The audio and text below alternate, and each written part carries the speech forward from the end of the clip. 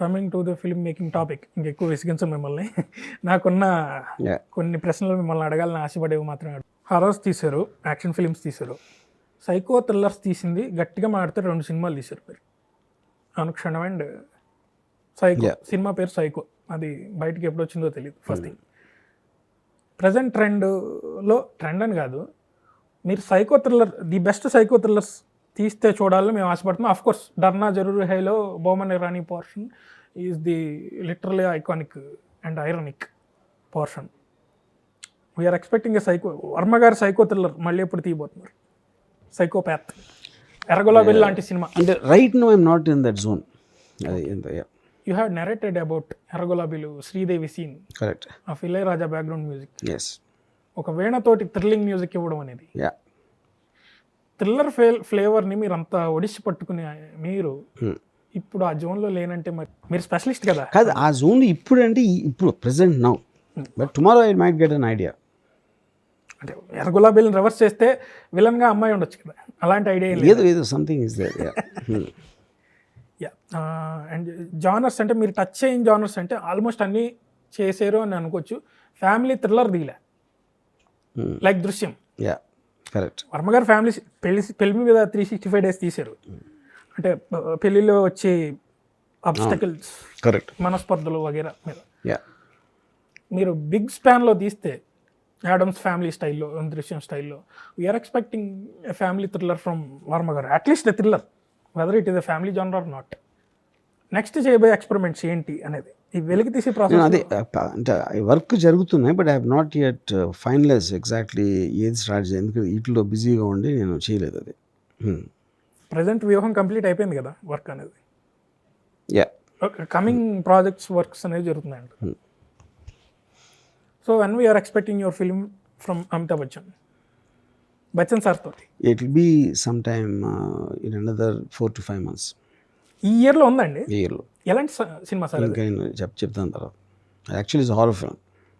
Horror film? Yeah. Chemistry professor భయపడడం చూసాం ఏదైనా చూసి, అది కూడా ఒక యాంథాలజీలో ఒక బిట్. Yeah, correct. బట్ ఇందులో హర్రర్ ఫిల్మ్ అంటే latest we are unable to predict ఏం తెస్తారా అనేది ఒక క్వశ్చన్ మార్క్ అయితే ఉంది. కంప్లీట్ హిందీ బాలీవుడ్కి మళ్ళీ శపథం తర్వాత అమితాబ్ గారి సినిమా అని మేము అనుకోవచ్చా? కాదు, మధ్యలో ఇంకా ఉంటుంది. మధ్యలో ఇంకా ఉంటాయి. బట్ ఈ ఏడాది అమితాబ్ బచ్చన్ గారితో సినిమా సర్కార్ 1, సర్కార్ 2, నిశ్శబ్ద్, సర్కార్ 3, డర్నా జరూరీ హై, డర్నా మన హై, ఒక 6-7 సినిమాలు చేశారు వరుసగా. 9 చేసాం. 9 సినిమాలు అమితాబ్ బచ్చన్ గారితో చేశారు. బట్ వేరే మోహన్ లాల్ గారితో ఒకటి చేశారు. Of course he is not a protagonist, is one of the character in company. వేరే తెలుగులో కూడా అఫ్ కోర్స్ మీరు ఎందుకు చేయలేదని నేను అడగకూడదు, but we are expecting Kamal Haasan గారు, వీఆర్ ఎక్స్పెక్టింగ్ చిరంజీవి గారు ఇన్ యువర్ ఫిల్మ్స్. చిరంజీవి గారు మిస్ అయ్యింది. నేను వేరే వాళ్ళ ఎక్స్పెక్టేషన్కి చేయనండి. నాకు నేను స్టోరీ టెల్లర్. ఎలాంటి స్టోరీలో, ఎలాంటి కాస్టింగ్లో ఎలా వర్కౌట్ అవుతుంది నాకు ఒక ఒపీనియన్ ఉంటుంది. ఆ ఒపీనియన్ బట్టి వెళ్తాను, వేరే వాళ్ళ ఒపీనియన్ బట్టి వెళ్ళాను. సో నెక్స్ట్ వచ్చి మీ పైప్ లైన్లో అమితాబ్ బచ్చన్ గారు ఉన్నారు అనేది మాకు తెలిసింది. సో ఇప్పుడే చెప్పారు మీరే. So it will really excite. మిమ్మల్ని చాలా అడగాలి, లోపల చాలా సంతోషంగా ఉంది. మీ ముందుకు ప్రశ్నలు ఇంకా వేయచ్చు అంటే వ్యూహం మీద వేయచ్చు, బట్ మీరు అందరికీ చెప్పేసిన సమాధానాలే మాకు చెప్తున్నారు. I just want something a unique answer, at least ఎవరికి చెప్పని ఒక సీక్రెట్ లాంటిది. వ్యూహం గురించి అవ్వచ్చు, మీ ఫిల్మ్ మేకింగ్ స్టైల్ గురించి అవ్వచ్చు. వ్యూహం గురించి దీనికి సీక్రెట్ ఏమి ఉండదని నేను అనుకుంటున్నాను సార్, ఎందుకంటే ఎవ్రీథింగ్ ఈజ్ ఓపెన్. ప్రతి ఒక్కరికి మీరు ప్రతి ఒక్క విషయం చెప్పారు. అండ్ జగన్మోహన్ రెడ్డి గారి లైఫ్ స్టోరీ మీద ఉన్నట్లుగా ఒక ఫ్లేవర్ అనేది తెలుస్తుంది. బట్ వర్మ గారి నుంచి లాస్ట్ ముగించేపోతున్నాను. వర్మ గారి నుంచి స్టార్టింగ్ రక్త చరిత్ర మొదలుపెట్టి ఇప్పుడు వ్యూహం శపథంతో క్లోజ్ అవుతుంది. నెక్స్ట్ రాబోయే పొలిటికల్ థ్రిల్లర్స్ ఏమైనా ఉన్నాయా? Not right now. మరి జయలలిత గారి ఫ్రెండ్ శశికళ గారితో అది అప్పుడు అనుకున్నాం ఆ టైంలో, but I lost interest in that project. Okay, shelved ప్రాజెక్ట్స్లో అది కూడా ఉంది ఒకటి.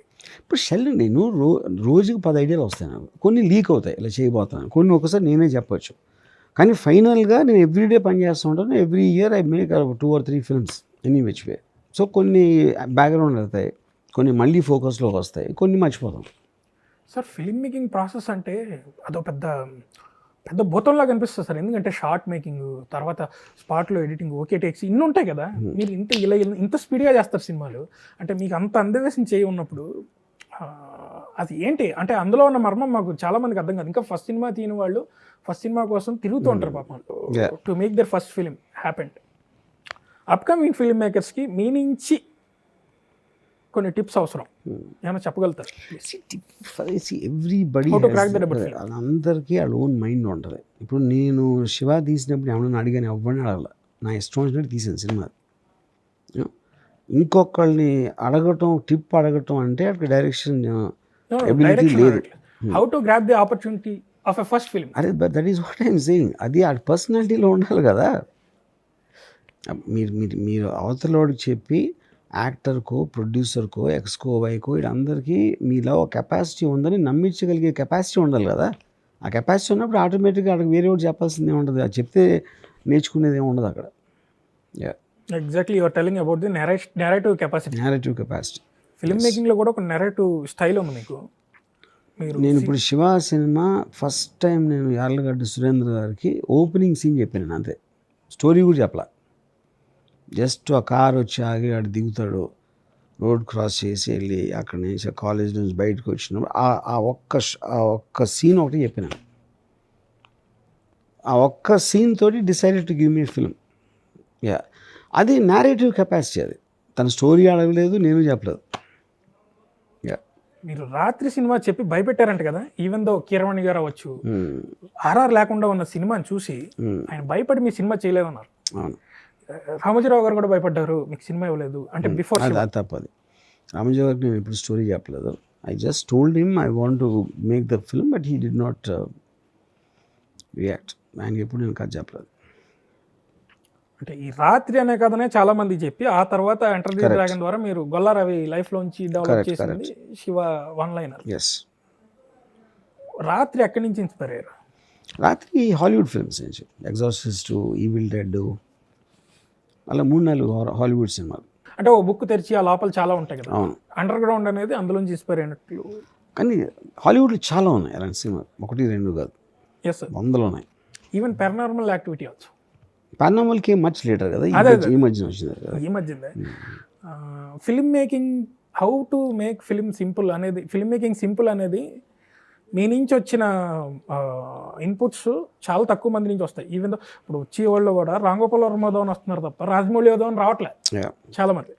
ఎందుకంటే how to make it simple అనేది మీకు తెలుసు, and how to make it. దానికి కారణం ఇట్స్ ఆల్సో ద బడ్జెట్స్. ఇప్పుడు రాజమౌళి ఈ makes very mega films, 300 crore 400 crore పెద్ద స్టార్స్తో.